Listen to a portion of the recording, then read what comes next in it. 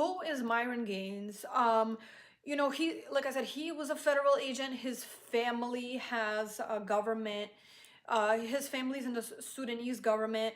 Currently, the Sudanese government has slavery and a bunch of satanic rituals done to women. So the fact that this federal agent in America who came from a country that does these things currently is screaming to give up your rights.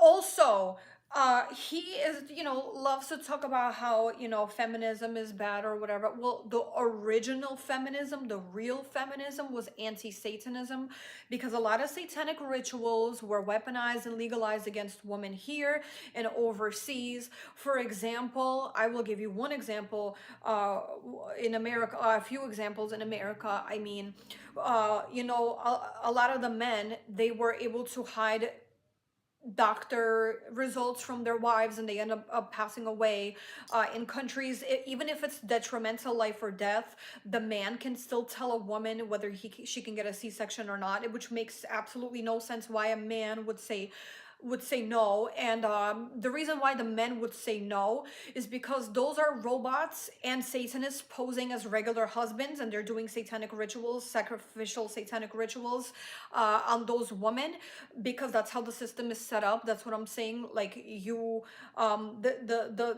no rights for women system is not made for, it's not made for men. It's made for Satanists to do satanic rituals, because when you think about it, at the end of the day, um even through the worst even through the worst scenarios anywhere, there are still women who have loving husbands, and that because those are real humans. If a woman has a husband that is like a terrible person, or like abusive, or can send her to get lobotomized, like they were sending their women to get lobotomized, or that's why they wanted equal rights, or to just get away from Satanism. It wasn't like this whole thing of like, whatever it is now. And also like the extreme weird men hating feminists, those are also federal government agents. They're not real, because real feminism, I like to say, I'm not a feminist, I'm an anti-Satanist, because like I said, in societies where women have no rights, men also don't have rights, and there's a bunch of satanic rituals weaponized and legalized against women and men. So, like I said, when federal agents are screaming to give up your rights, it should raise red flags and detriment, and not celebrations, because I promise you, whatever they're promising you that's gonna happen if women have no rights, you're not gonna be happy either. And also, here's another thing.